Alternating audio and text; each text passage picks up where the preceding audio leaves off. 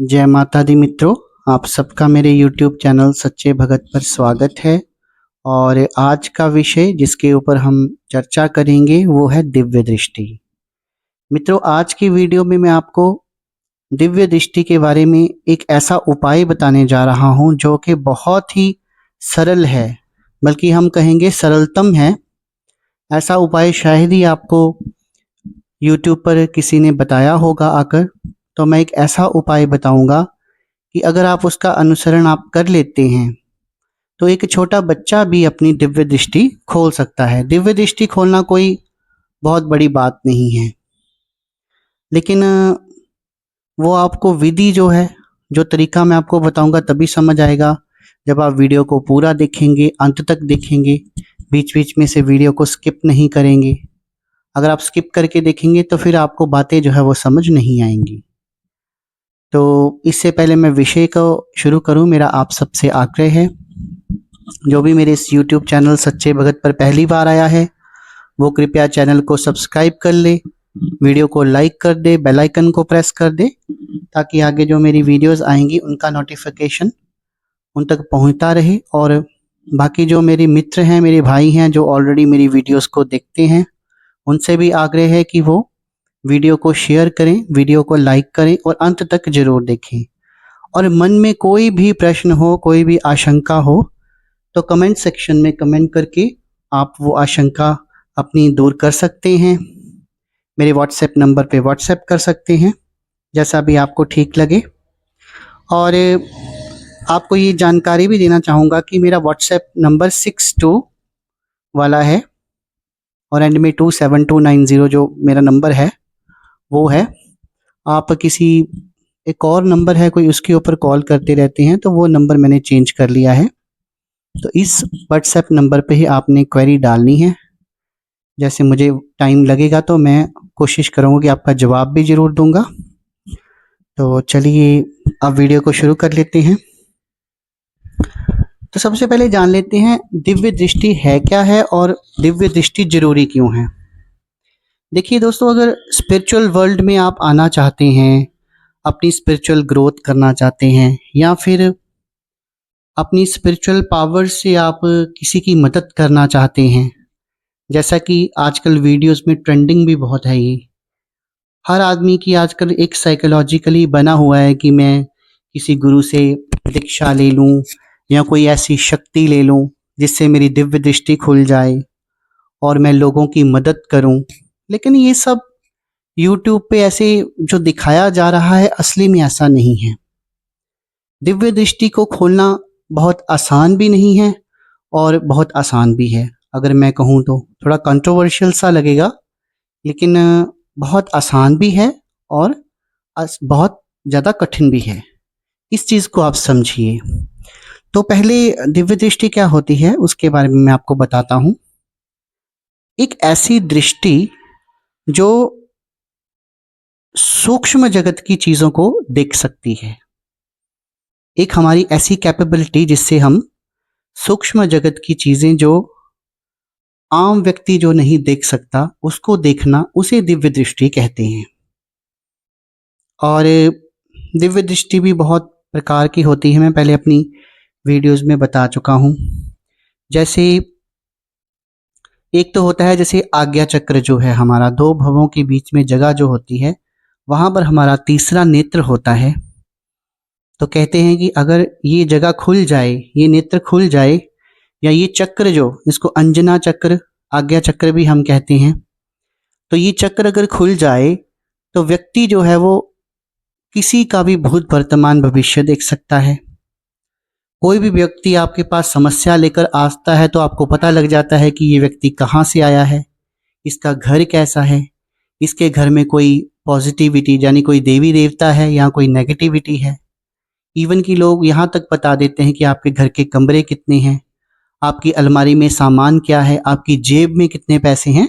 तो ये सारी चीज़ें जो हैं दिव्य दृष्टि के अंतर्गत ही आती हैं। लेकिन ऐसा नहीं है कि आपको आज्ञा चक्र पर ही दिखता है। कईयों को क्या होता है कि इंट्यूशन पावर ज़्यादा बढ़ जाती है, जो तीसरी आंख जिसे हम कहते हैं, जहाँ सिक्स सेंस कहते हैं, जहाँ दिव्य दृष्टि कहते हैं, ये बहुत प्रकार की होती है। कईयों के मन में इंट्यूशंस आती हैं, हृदय में जो देवी देवता उनकी वास कर रहे हैं वो सब कुछ उनको बताते हैं।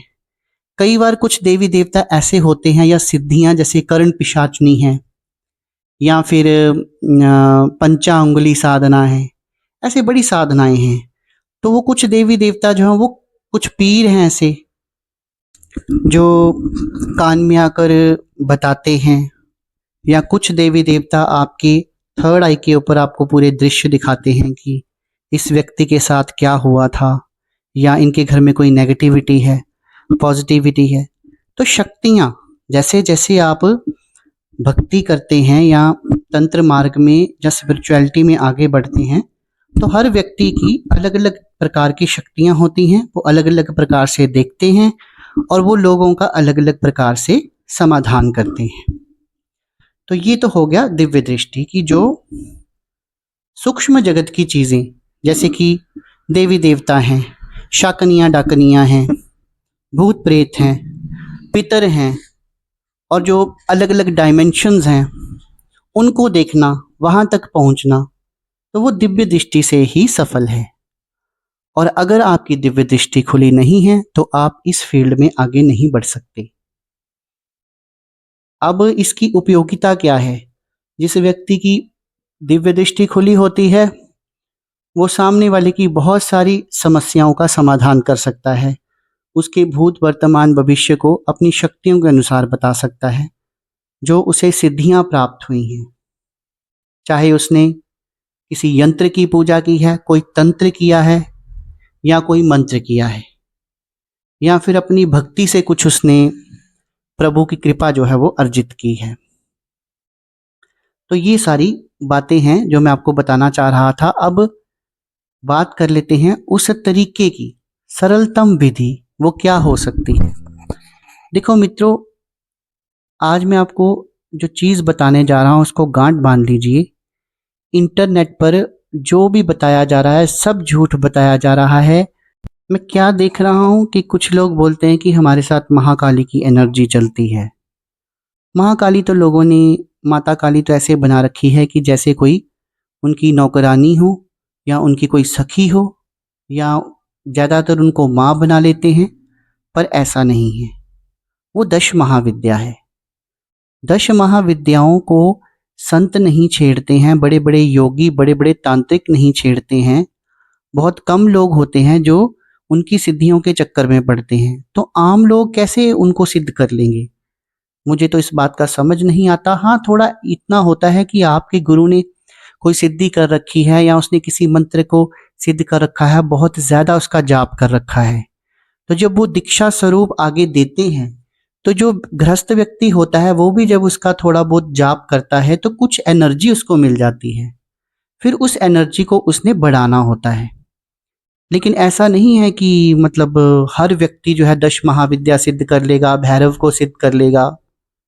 ये सब मनगढ़ंत बातें हैं। छोटी मोटी सिद्धियां तो चलो हो जाती हैं, जैसे भूत प्रेत की करनी है, वो तो कोई बहुत बड़ी बात नहीं है, 41 दिन में हो जाती हैं, 108 दिन में हो जाती हैं। वो छोटे मोटे अनुष्ठान होते हैं। लेकिन 10 महाविद्या, आपको लगता है कि जो पहली महाविद्या महाकाली है, जहाँ से 10 महाविद्या शुरू होती है, क्या कोई उसको सिद्ध कर सकता है? तो ये सब बातें जो हैं वो झूठ हैं। लेकिन मैं आज आपको एक ऐसा सरल तरीका, एक ऐसी आपको ज्ञान देने जा रहा हूँ, शायद आपको किसी ने बताया हो। अगर बात करें हम दिव्य दृष्टि की, तो वो केवल नाम जप से भी खुल सकती है। नाम जप का मतलब होता है कि अगर आपने किसी योग्य गुरु से दीक्षा नहीं भी ले रखी है, तो जो भी इष्ट जिससे आपका लगता है कि आपको की कनेक्शन है मेरा, या फिर इस प्रभु को मैं देखूं तो मेरी आंखों से आंसू आ जाते हैं, या मैं भावुक हो जाता हूं, या मेरा उनकी बार बार पूजा करने का दिल करता है, उनकी मूर्ति या तस्वीर देखकर मुझे शांति मिलती है ना? क्योंकि हर व्यक्ति का अलग अलग इष्ट होता है। तो अपने इष्ट के नाम जप में इतनी ज़्यादा शक्ति होती है कि अगर आप उनका नाम जप भी करें, लेकिन आपके भाव इष्ट जो हैं वो आपके भाव देखते हैं। अब नाम जप में क्या करना है? कुछ भी नहीं करना। जब भी समय लगे चलते फिरते उठते बैठते पूजा पाठ करते, जब भी आपको वक्त मिले तो अपने इष्ट का नाम लेते रहिए। जब भी पूजा पाठ करने बैठें सबसे पहले अपने पितरों को नमन करना है। ओम सर्व पितृ देवतेभ्यो नमः। और उनको नमन करते हुए मांगना नहीं है कुछ भी, उनका आवाहन नहीं करना है।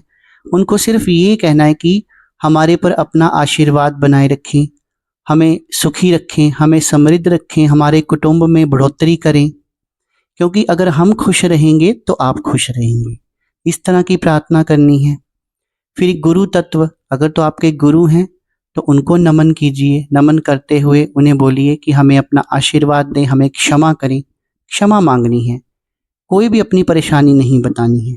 अगर आपके गुरु नहीं हैं तब भी जय गुरुदेव आपने बोलना है और भगवान शिव को ही अपना गुरु मानकर आपने जय गुरुदेव सारा दिन बोलते रहना है। और अगर आपकी इष्ट मान लीजिए जैसे माता काली हैं या भगवती आपकी इष्ट हैं, तो सारा दिन जय माँ काली जय भगवती बोलते रहिए। बस ये दो चीज़ें बोलिए, जय गुरुदेव जय भगवती।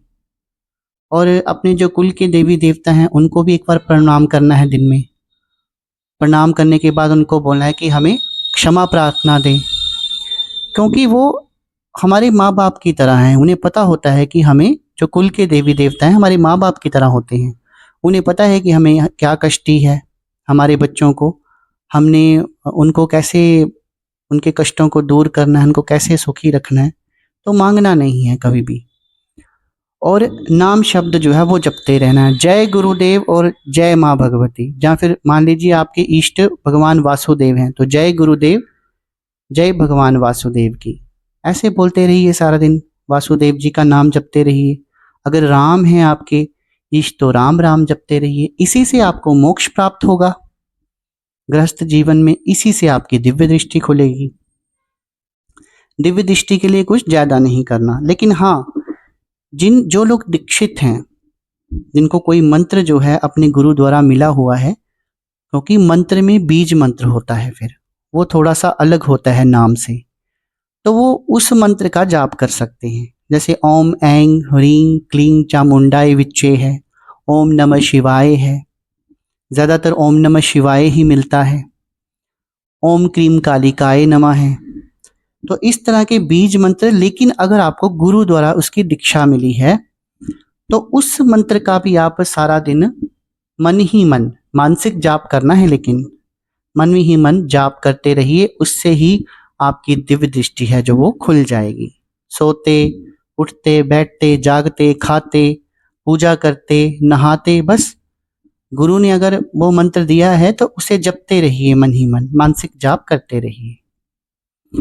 तो मित्र, जो मैंने आज जानकारी दी है कि नाम जप जो है वो सबसे ऊपर है। देखिए ना, जो हमारे ऋषि मुनि थे वो, ये तप होता है, अपने तप से ही तो भगवान को वो विवश कर देते थे कि वो अपने बच्चों के सामने प्रकट हों और उन्हें मनचाहा वरदान दें।